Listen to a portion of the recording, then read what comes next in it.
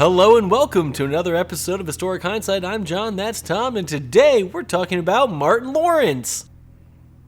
That would be more entertaining than what we're actually talking about, that's for sure, Johnny, because we're talking about our... Not a president. Eighth...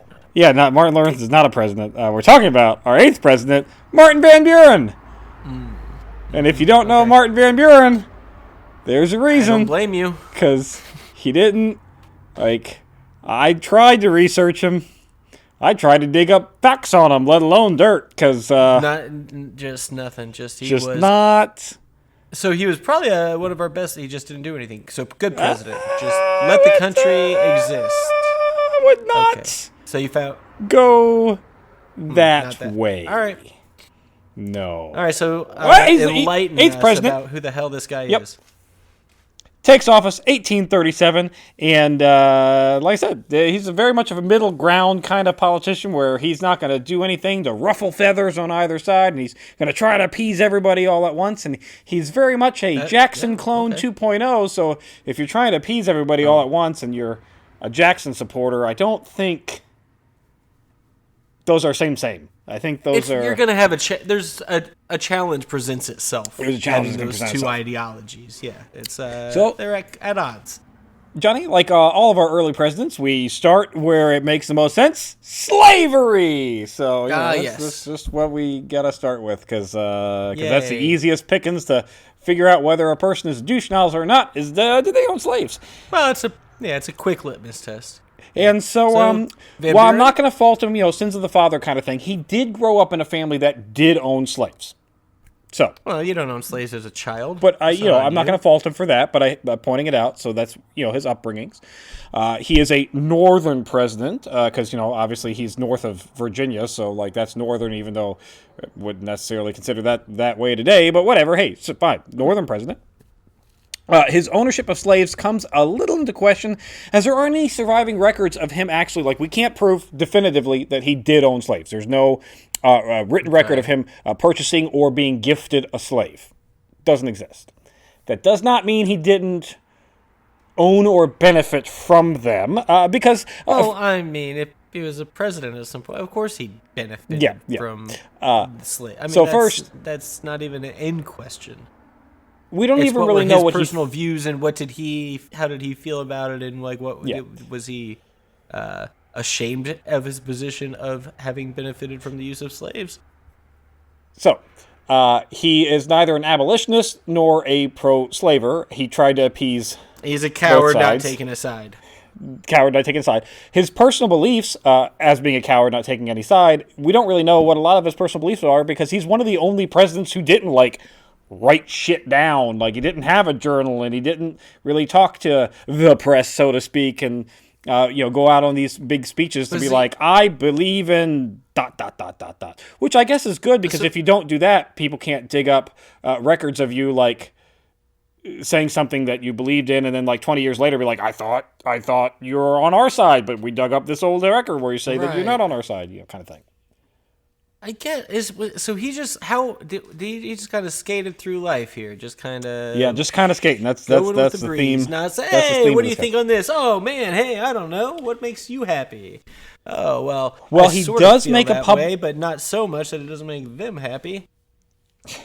He does make a public remark in 1819 in New York, saying that, and I quote here, "Morally and politically speaking, slavery is a moral evil," which I don't think that's really a strong stance. That's almost a stance. It's almost a stance. He's almost it's kind of it's morally evil, and I think most slavers at the time would probably be strictly speaking, the owning and use of human beings for manual labor is morally abhorrent.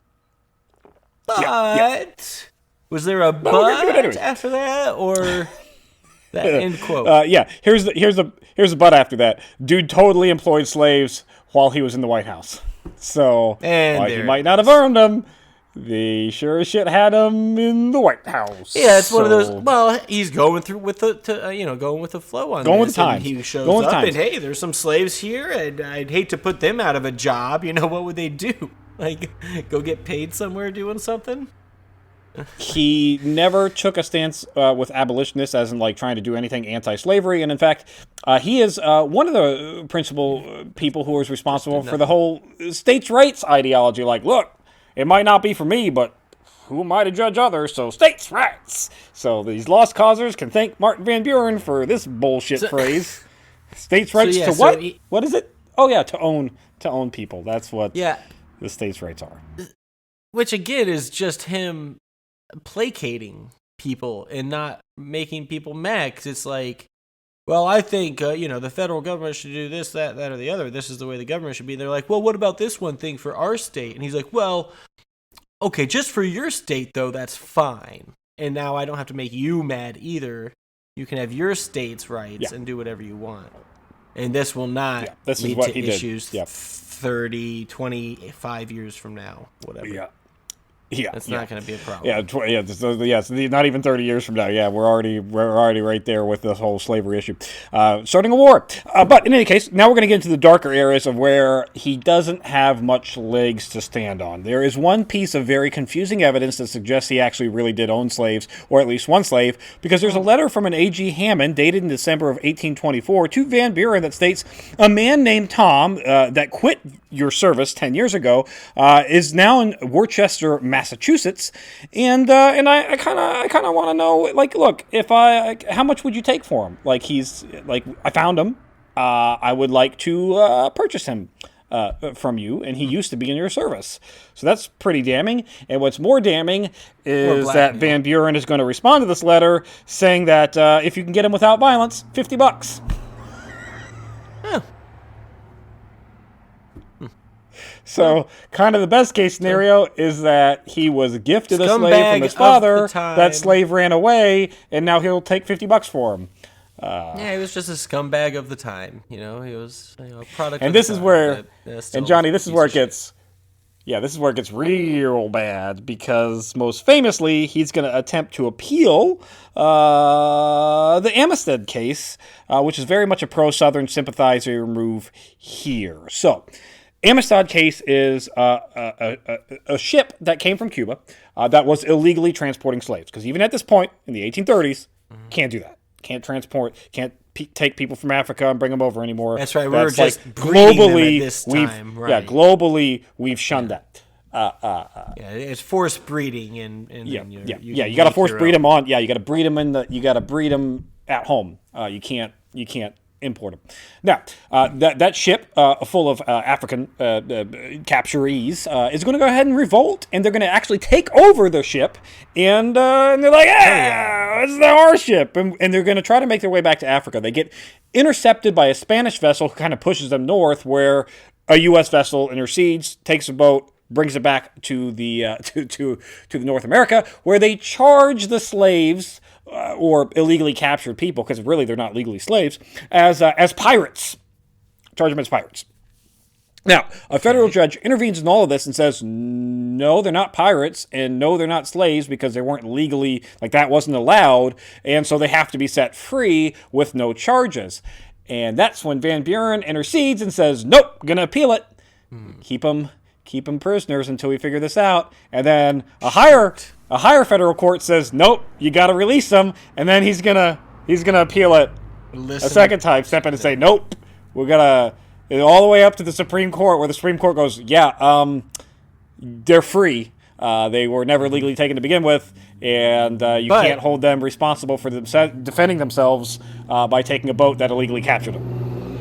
But the good thing is he was able to keep those people suffering for the entire duration of all those appeals and trials and everything else. So they got an extra little bit of suffering, and good on him for that, because that's what it's all about. They sure did. Is making people suffer. But enough with slavery. On to his politics, Johnny. And you could basically blame him for the modern national political parties, because he is the one who took politics at this time, before him really getting involved, was very much local level. So you'd have your town politics, you'd have your state politics, and you'd have your federal politics, all of which weren't really interconnected. Like, the Democrat Party wasn't really like one singular party. The Whigs weren't one singular party. They were really much more about the local politics. And he goes, no, we need to unite all together and get the vote of the entire nation so that we can become president. And to do this, we started the whole you scratch my back, I'll scratch your back, tit for tat favors, lobbyists start getting involved. Lobbyists, yeah. There it is. So your modern bullshit political party crap that we all hate, that's Van Buren, so thank you. All the way back in 1837. Very much great for that. He's also Jackson 2.0. This guy cannot separate himself from Jackson's politics to save his life. So first, when Jackson's running for his first campaign, Van Buren decides to try to help him, again, with his whole political new identity. So he runs for the New York governorship in right before Jackson's elected in order to help boost support in that state for Jackson. And he's elected governor and serves a whole whopping 2 months before resigning to serve as Jackson's Secretary of State. Oh. That's nice. This is a whole tit for tat. You scratch my back, I'll scratch your back bullshit. That, and then, okay. All right. Well. And he's going to resign, Johnny, from being Secretary of State pretty quickly after that because of a sex scandal. Whoa, what? They had this back then? And this is not that it happened, but okay. They cared that so they this were is assaulting? This is one of the first female sex scandal things that kind of put female politics into light. So the aristocratic women of Jackson's cabinet, they were basically shunning Jackson's Secretary of War's wife, Margaret Eaton. And they were shunning Margaret Eaton because they thought she was a lady of ill repute because she came from low social standards and very much likely was having a relationship with the Secretary of War prior to her having a divorce from her first husband. So they claim that she's an adulteress.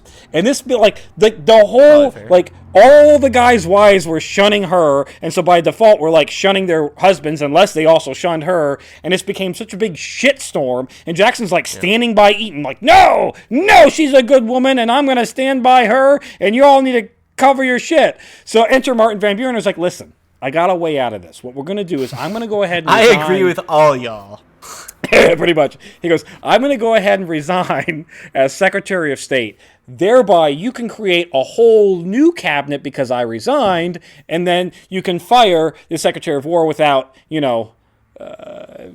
acknowledging that it was a sex scandal or, without saying it was punishment for said sex scandal or anything else like that. It's just because I resigned, you wanted a whole new cabinet because, as the head cabinet kind of thing, it because of course, of course, that's just what you would always do. Why wouldn't you? That's what he does there. I assume, so that's what he does. And so that's what he did. There we go. 2 high-level positions for a total of a couple months. And then we think he can be president. Now, onto his presidential campaign, Johnny, he's only going to win the presidential campaign because his political party opponent, the Whigs, ran 3 different candidates against him. There you go. Now, their thought here... Okay, so... At this point in time, it's not uncommon for multiple parties to run. At this point in time, it's also not the easiest thing to get that majority vote. Because there's a lot of times it wasn't just between 1 or 2 candidates. So the Whigs thought there would be times where nobody would get a majority, right? And then it has and then it would have to go off to a runoff election, shootout or whatever. A runoff election, but yeah, sure. Oh. And so their thought here is we didn't have the Whig Party was so diverse. The only thing they could agree on is we don't want Van Buren. That was it. That was the politics. So you'd have these 3 candidates from 3 different regions, geographical regions that were running.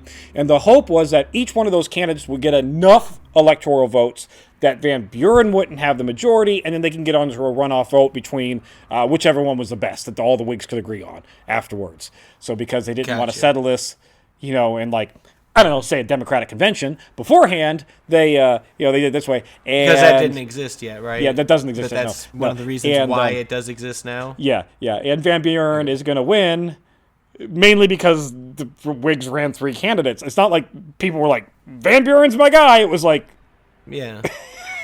But he did get enough for the majority. Yeah, he got enough for the majority. Yeah, he got enough for the majority. There was no runoff vote here. But he is going to be destroyed in a second campaign by Harrison in a massive landslide loss. Like, it's kind of embarrassing. So it shows you how well the country really got behind Van Buren. And it's hard to blame. And then he didn't even get the nomination again when he ran, right? I looked up like his name, and that was the thing that I saw, that he won his election, and then he got crushed, and then he wasn't the nom. And he won his election, he got crushed, and then he tried to run again, and then they're like, "No, you're good. We don't need you." And it's hard to blame the country for not enjoying him, because like immediately when he takes office, it's the Panic of 1837, which isn't his fault. Like, he just got into office, and the economy tanks. We all know that doesn't matter. But the economy tanks whoever's in office, the second that it happens, it's their fault. But the economy tanks because of Jackson. Well, but that doesn't matter. And he's going to double down. Johnny, he's going to double down man. He's doubling down on all of Jackson's policies too, which that's going to help it. Where Jackson decided, I don't want a national bank, which I don't hate Jackson for that. I don't want a national bank. Great, I'm fine with you. But then Jackson says, I don't want a national bank, and then puts all the government's money in pet banks, which are these little small private banks that have owned by no friendship connections there. Winkety wink, wink, wink. Tommy, you're wrong. They were completely and directly friends of his that he hired to run these banks. Yeah, very much so. We did an episode. We did do an episode. It also didn't help that England is, at the same time, right before the collapse, England cuts their credit rates, which tanks the cotton trade. So basically, they're not extending letters of credit, so they're not really trading with the cotton. And when the South is all about cotton, this is almost why a civil war happens right here. Precursor. This is it. Like, this is the real. Because cotton tanks. Yeah, cotton prices tank. Yeah. Jackson also insisted on gold and silver only being used for land purchases and getting rid of paper currency for land purchases, which tanked the housing market. And you would then have to take your paper money and exchange it for gold. For gold, and then buy it with gold. You couldn't buy it with paper anymore. But if the prices change in between when you have the gold and then when it's closing time or whatever, then you're just too bad. You get more gold, I guess. Okay, yep. Cool. Good idea. We should do that now. Right? So that tanked it. And Van Buren, he just like doubled down on all of it and famously said, and I quote here, "What, if anything, the federal government could do to provide relief?" So he looked at the panic and said, "It's not the government's job to fix it, and we can't fix it even if we try." Which, to be fair, if you know anything about the economy, in reality, the government can do fuck all about it, other than like throwing a shit ton of money at the problem and hoping that people will like spend that money and cause hyperinflation, like we might have just did during a pandemic. Was this sometime in the early 1919 pandemic? Yeah. Is that one? Yeah, pretty much. Oh, and by the way, he's also going to insist on a divorce decree, which basically means he wants to divorce the federal currencies from the banking institutions.